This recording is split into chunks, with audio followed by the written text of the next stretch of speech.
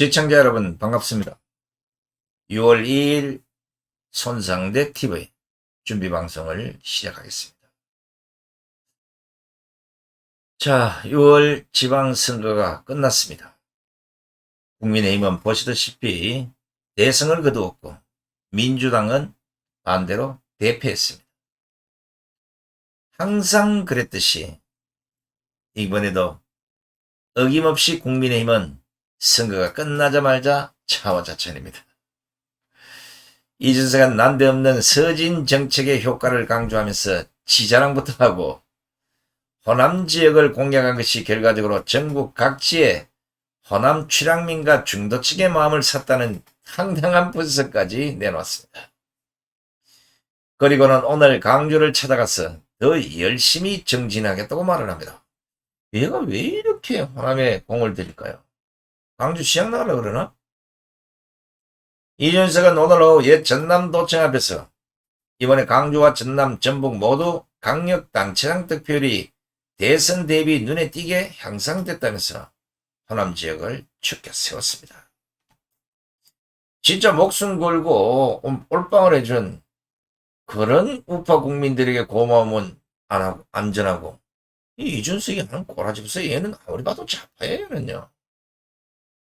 이게 이준석입니다. 이번 선거에서 국민의힘이 대승을 거둔 거, 그 힘이 어디에서 나왔겠습니까?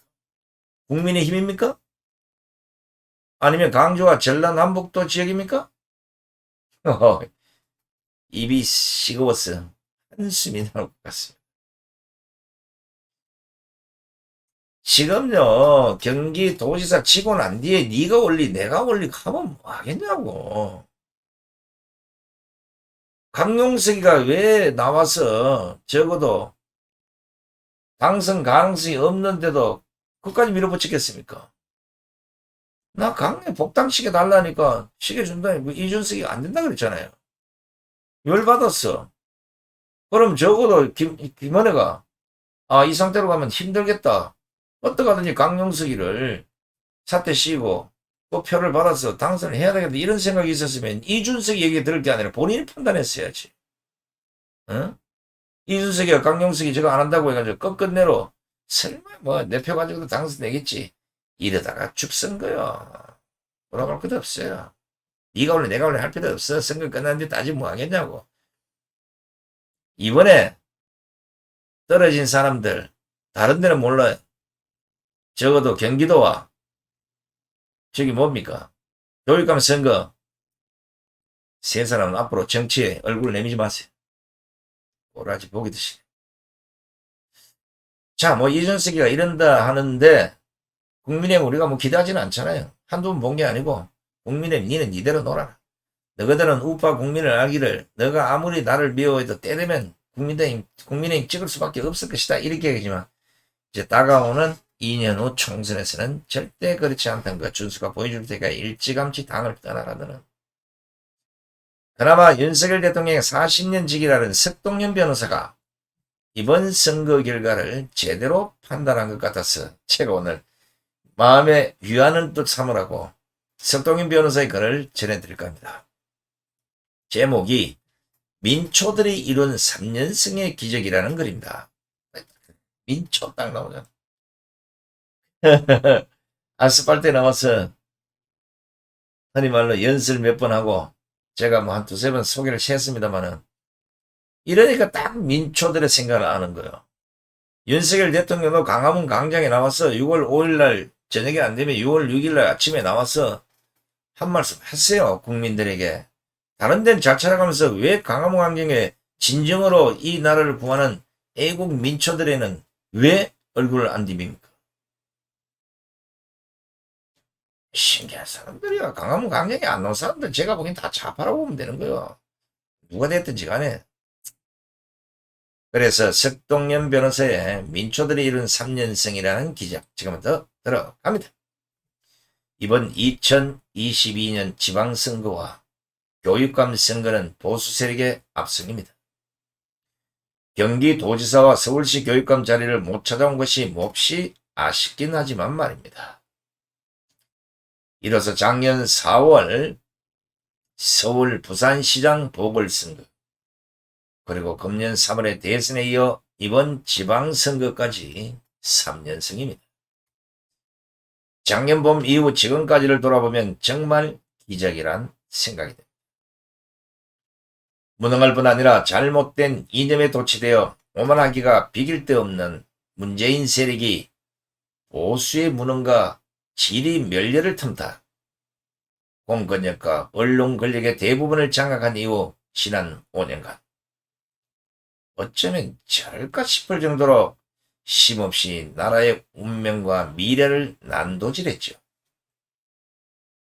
또한 거기에 일부 언론과 법률가들까지 마비된 이승으로 그 세력에 힘을 보태는 바람에 나라의 장래가 암울했던 악조건 속에서 어느 순간부터 누가 시킨 것이 아닌데도 나라가 이렇게 가서는 안 되겠다는 보수 우파 시민들의 절박한 심정들이 하나하나 모였고, 그것이 원동력이 되면서 오늘의 결과를 만들어낸 것이라 봅니다. 이것을 기적 아닌 무슨 단어로 설명할 수 있을까요? 이런 결과를 얻기까지는 암울한 시대가 만든 걸출한 지도자의 등장도 큰 이유가 되었지만, 그에 앞서 자신 개인의 안락보다 공동체의 가치를 더 중시하고 무엇보다 상식과 양심의 기준으로 세상을 바라보며 살아가는 민초들의 꽃인가 단합된 행동의 힘이 훨씬 더 큰 요인이었다고 봅니다. 밤잠 설치며 자신보다는 나라의 현실과 장래를 더 걱정하는 민초들의 염원의 결과를 보면서 이 나라에 아직 상식이 살아있구나, 나라의 운이 닿지 않았고 또다시 재도약할 수 있겠구나 하는 믿음으로 조금은 안도하게 됩니다. 중요한 것은 이제부터입니다. 갓 출발한 새 정부와 또 이번에 새로 뽑힌 자치단체장들이 제발 국민의 마음을 잘 헤아리고 겸손하게 또 내실 있게 잘해서 2년 후 총선 때 국회 구도까지 재편하게 되면 그간의 문재인 세력이 마구 저지른 입법의 독소들까지 다 바로잡을 수 있을 것입니다. 반드시 그렇게 되어야 합니다. 그것이 지난 1년여 동안 3년승의 기적을 만들어진 보수 우파 민초들께 선출된 모든 분들이 가져야 할 도리이고 제1책무가 아닌가 합니다. 야, 이거 석동현 변호사가 지금 제대로 현실을 보고 있다는 겁니다. 이거 사실은 이런 글은, 이런 얘기는 이준석이 해야 되는 거 아닙니까? 지난 1년 동안 3년승의 기적을 만들어준 보수우파 민초들께 선출된 모든 분들이 가져야 할 도리이고 제1책무가 아닌가 합니다. 자, 그렇다면 이준석이는 가져야 될 도리도 안 가지고 제1책무도 방기한 이런 결과가 지금 나타나고 있는 겁니다. 석동현 변호사가 이준석이를 찾아가서 뒷대기를 잡아 당기면서 와! 내려와! 내가 할게. 차라리 둘이 자리를 바꾸시기 바랍니다. 당대표의 자격이 안 되는 인간들이 당대표에 앉아 있으니까 당은 개판이 됐고 선거는 마치 저거가 잘해서 이긴 것처럼 착각 속에 지금까지 살아가고 있는 겁니다. 이제 우리 보수 우파 민초들도 정신 바짝 차리고 저 국민의힘을 해체시키든지 아니면 제대로 된 우파 정당에 똘똘 뭉쳐서 이렇게 황당무계한 누구 말 따나 수준 떨어진 나쁜 것만 배운 이런 젊은 이준석이 같은 정치인들이 애춤치는 꼬라지를 이제 그만 봅시다. 우리가 이번까지는 할 수 없이 지방의회나 지방자치단체장을 바꾸지 않으면 나라 꼴이 안 되겠다 싶었어.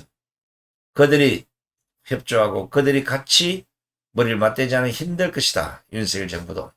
그런 의미에서 이번에 이 정도 바꾸어 주었으면 이제는 국민의힘이나 윤석열 정권이 목숨 걸고 우리 우파 국민이 바라는 그걸 해내지 못한다면 우리는 분명히 2년 후 총선에서 국민의힘을 버리든지 그 전에 해체를 시키든지 뭔가는 수단을 내야 되지 않겠냐는 생각입니다. 이준석이가 눈이 있다면 석동현 변호사의 이 민초들에 보내는 3년생의 기적을 반드시 100번은 꼭 씹어보시기 바랍니다. 끝까지 함께해 주신 시청자 여러분 대단히 고맙습니다. 안녕히 계십시오.